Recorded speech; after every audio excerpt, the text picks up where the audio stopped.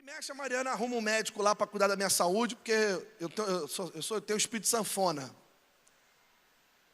Tem algumas pessoas que entendem isso. Aí eu lembro que uma vez o médico falou comigo assim: pastor, presta atenção. Ele veio falar comigo e para ele começar a entender um pouco do meu funcionamento, ele quis entender como é que era a minha alimentação, como é que era a minha rotina com comida. Então, você sabe que para você ter uma vida saudável, não adianta você só ir para a academia, correto? Não adianta só fazer exercício.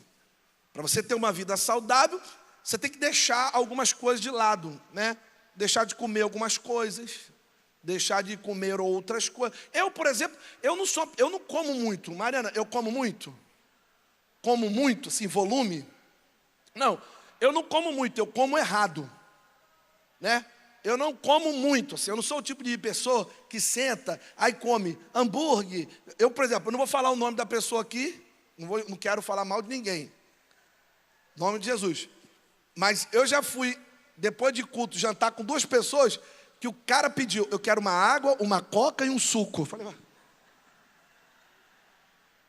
só que eu quero pagar. Eu fiquei pensando, se na bebida está assim, imagina no jantar. Não vou falar o nome do Eliel Lima aqui de jeito nenhum. Escute. Cara, Eliel é desses, sabe? Que ele chega no restaurante e fala assim: me dá uma água com gás, um suco de laranja e uma coca sem gás. Dá para você escolher alguma coisa? Eu não sou desse. Eu não como muito, eu como errado. Tem mais alguém que é assim? Levante a mão, confesse o teu pecado. Hoje é noite de confessar pecado. Levanta a mão, vai. Eu também, pastor, como errado. Por exemplo, eu não resisto, irmão. Para mim, acordar de manhã e não comer aquele pãozinho quente, com a manteiguinha amarela mineira, eu já estou cheio. E aquela canequinha com café com leite, cara. Aí o cara fala assim: mas esse leite tem lactose. Mas Jesus está ali. Eu falo: rapaz, com lactose e tudo, eu sinto Deus desse café. Pastor, não pode, porque você tem... Agora descobri esse negócio, gente. Como é que é o nome disso? É intolerância à lactose. O povo está tão intolerante que até a lactose está sofrendo. Que coisa, gente, que sociedade intolerante. Na nossa juventude, nossa adolescência não tinha isso. Até a lactose, Jacobina, está sofrendo. Rejeição. Pastor, não pode comer pão porque pão tem trigo. Falei, Jesus. Aí agora tem que tirar pão, tem que tirar o leite. Ou seja, você sabe que tudo na vida você vai ter que tirar alguma coisa para ser saudável.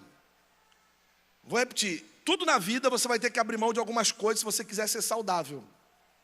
Vida financeira. Você quer ver sobrar dinheiro? Começa a gastar menos com porcaria. Vai ver o tanto de... Você já teve a curiosidade de pegar no final do mês, ver o que você gastou? O tanto de coisa que você gastou, que você fala assim: para que eu comprei isso, gente?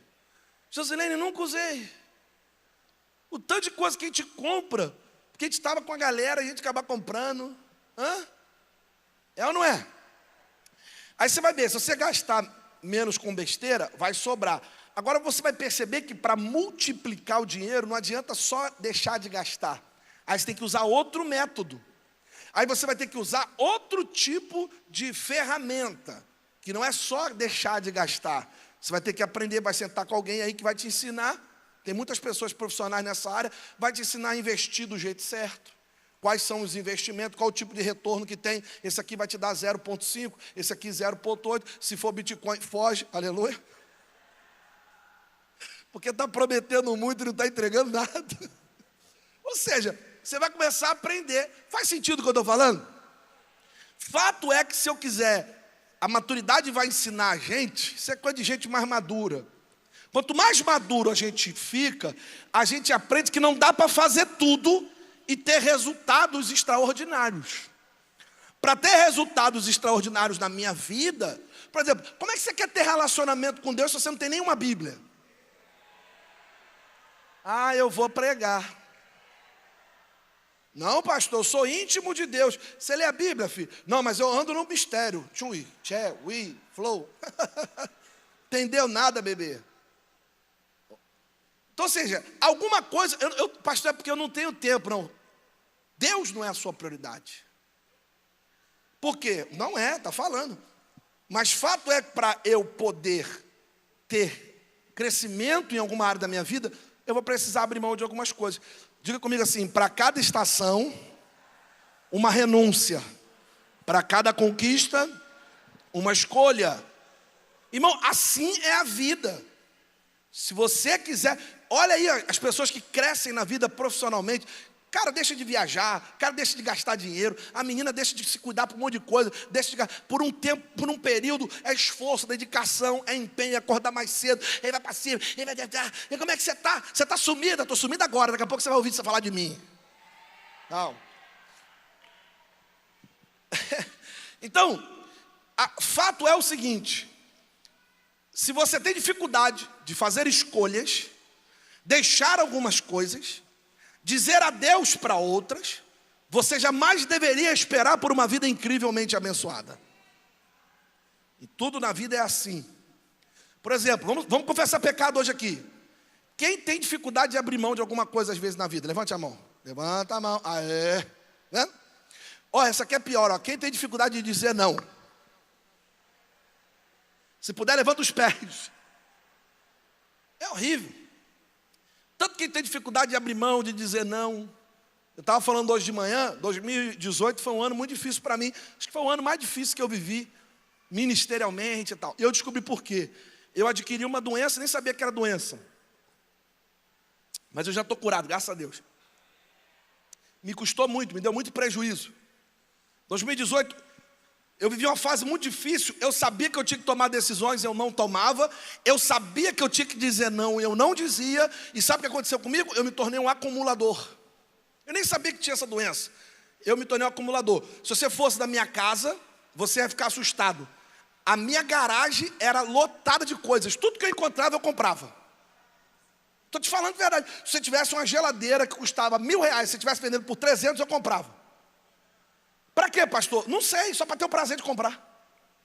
E aí, os meninos daqui da igreja iam lá em casa, para às vezes conversar comigo, pastor, queria falar um negócio, vão lá em casa. Chegava lá em casa, lembra, Jacobina? Minha garagem era lotada, tinha sofá na minha garagem, lembra, Felipe? Lembra, Igor? Tinha sofá, tinha armário, geladeira. Hã? Eu fiquei viciado em leilão online. Tem gente viciada em jogo online aqui. Eu vou descer aí. Eu fiquei em leilão online. É um negócio muito bom, mas tem que tomar cuidado. Se você estiver mal como eu estava, você vai ficar ruim também. Comprando tudo. E aí aconteceu que eu vi, quando uma vez eu cheguei na garagem, era tanta coisa na minha garagem que eu falei, eu não estou bem não. Aí eu comecei a dar. O pessoal da igreja, não, pastor, que sofá bonito, pode levar. Por que você comprou? Não sei. Era um vazio que eu tinha dentro de mim. Eu tinha dificuldade de dizer não, e eu comecei a acumular aquele treco ali, acumular. E é louco, porque isso aí a gente vai fazendo na vida espiritual também. Impressionante como um tempo a gente vai aprendendo a acumular coisas que não fazem sentido nem para a vida dos outros, quanto mais para a nossa. A gente é a geração da esponja. A gente pega tudo que os outros jogam fora. A impressão que dá é que a gente gosta que a sociedade transforme a gente em lixeira. Tudo que vão jogando a gente vai retendo. Joga qualquer palavra pra gente, a gente aceita. Joga qualquer comentário, a gente aceita. Joga qualquer crítica, a gente aceita. Mas eu tô aqui para quebrar essa maldição na tua vida. Você não é lixeira. Bate na mão de quem está perto de você e diga assim, você é filho, você é herdeiro. Não aceita qualquer coisa não. Não deixa o mundo jogar qualquer coisa em você não. Você tem teu nome escrito no livro da vida. Tem coisa grande de Deus para a tua casa. Fato é que a gente precisa aprender, na verdade, o que a gente realmente deve evitar. Quais são os tipos de coisas que, por exemplo, Deus faz questão que a gente tire da nossa vida. Hoje é noite para tirar, fala comigo, hoje eu vou tirar. Fala assim para quem está perto de você, hoje eu vou tirar. Sai, sai da minha aba, sai para lá, sai. Hoje vai sair muita treca. Hoje é noite de balançar a árvore, sai, fruto podre, pula. Você sabia que tem coisa que para Deus não faz a menor diferença se a gente tira ou não da nossa vida? Não atrapalha o teu relacionamento com Deus. Eu vou dar só um exemplo, não vou entrar em detalhe, depois a gente conversa sobre esse detalhe. Mas quando eu abro caixa de pergunta, quando 90% dos meus amigos pastores abrem caixa de pergunta, a pergunta que mais se faz é assim: pastor, pode tatuagem ou não pode?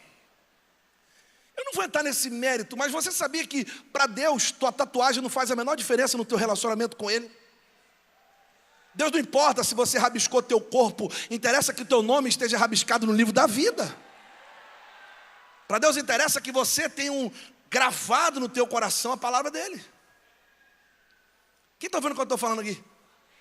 Eu não vou entrar nesse mérito, mas percebe como que tem gente que se afasta de Deus porque se sente rejeitado, porque tem rabisco no corpo, de coisas que você fez lá atrás, e Deus está assim: vamos embora, rapaz, eu estou olhando teu coração.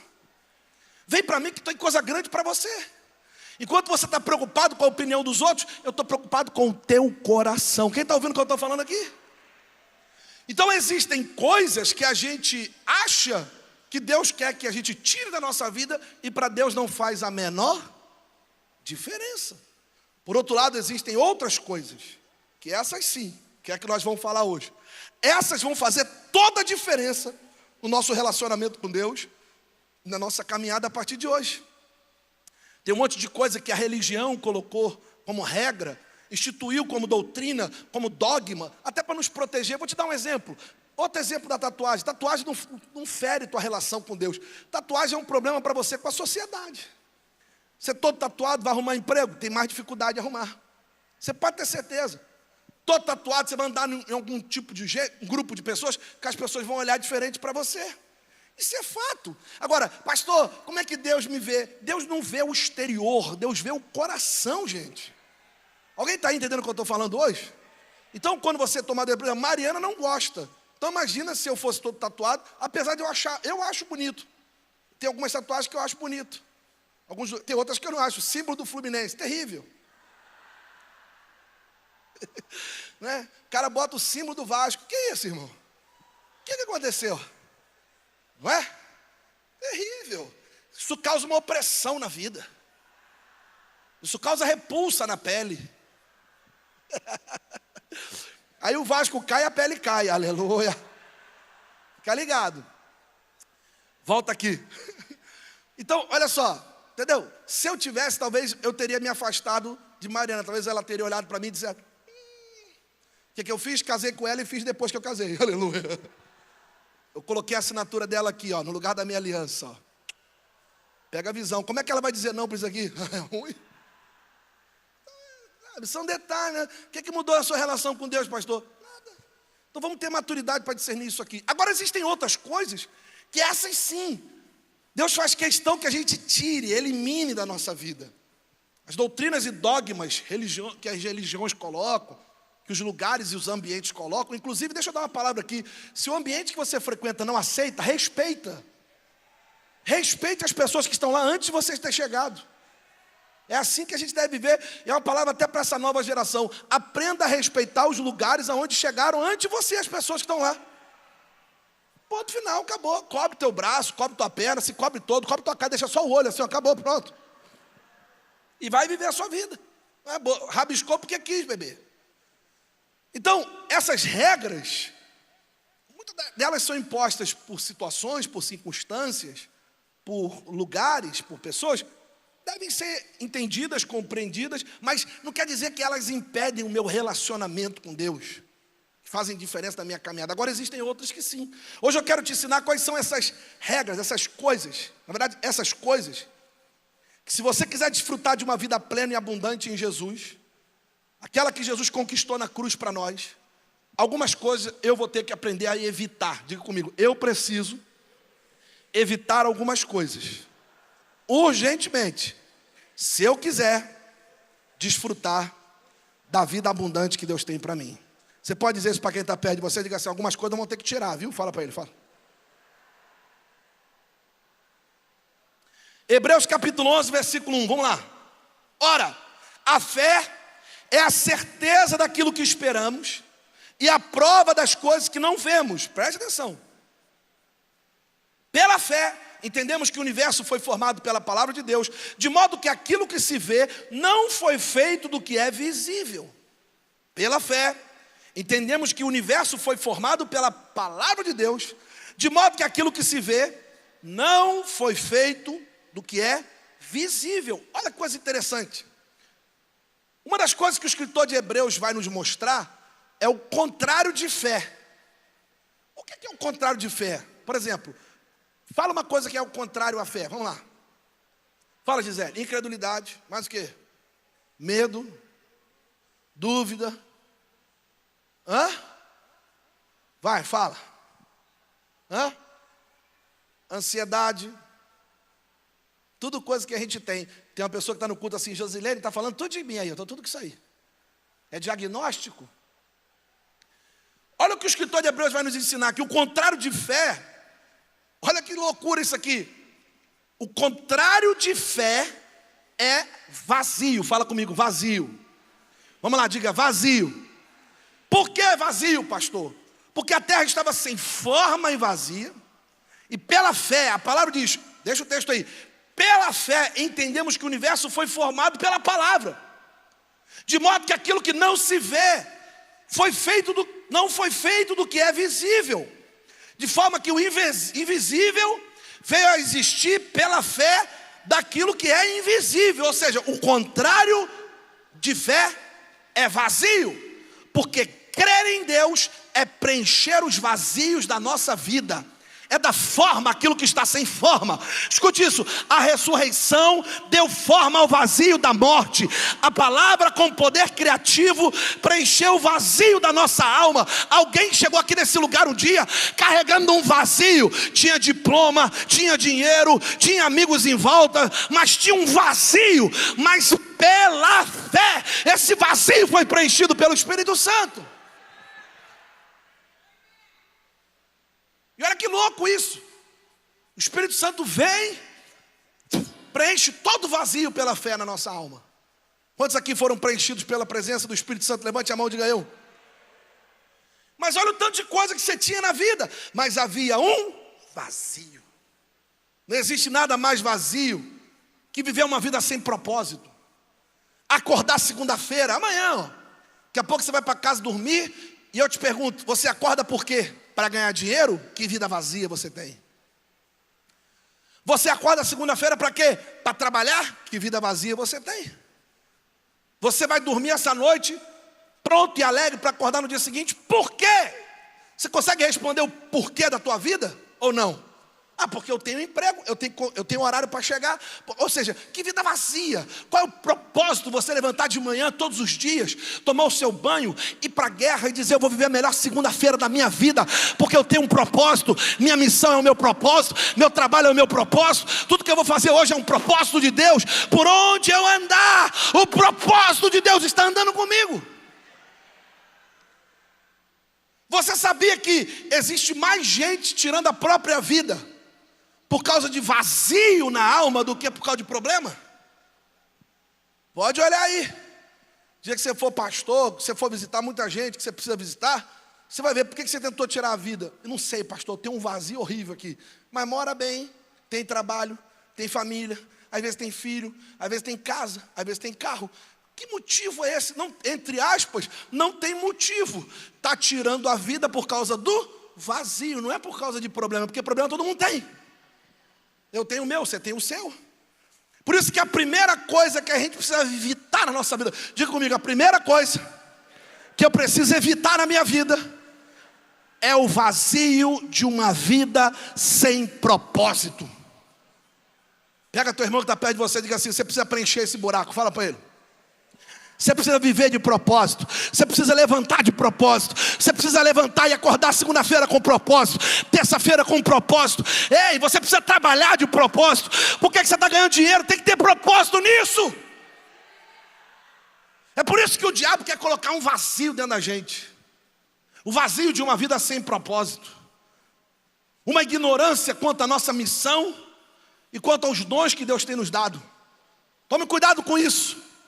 Se eu fosse você, sair desse culto, ou antes de acabar esse culto, já ficava ligado em procurar alguém e dizer, eu quero servir, onde é que está precisando de gente aqui? Eu quero servir, eu quero ser útil, eu quero colocar meus dons ao reino, eu quero colocar minhas finanças ao reino, eu quero colocar meus talentos ao reino. Eu não posso mais viver vazio de propósito. Começa hoje, se coloca à disposição, preenche seus dias, Preenche seus horários. Preenche seus pensamentos. Alguém disse que uma mente vazia é uma oficina do inferno. Você precisa urgente hoje entender que você foi criado para resolver um problema nesse mundo que ninguém pode resolver, só você. Eu vou repetir, tem coragem de olhar para alguém e dizer assim, tem alguma coisa, fala para ele, tem alguma coisa nesse mundo, nesse tempo, que só você vai resolver. Nem adianta me ligar, quem resolve é você, fala para ele. Tem alguma coisa que é de Gisele, tem alguma coisa que é de Isaac, tem alguma coisa que é de Cristiano, tem alguma coisa que é do Marquinho. Levanta a tua mão e diga, tem alguma coisa que eu sou útil para esse tempo.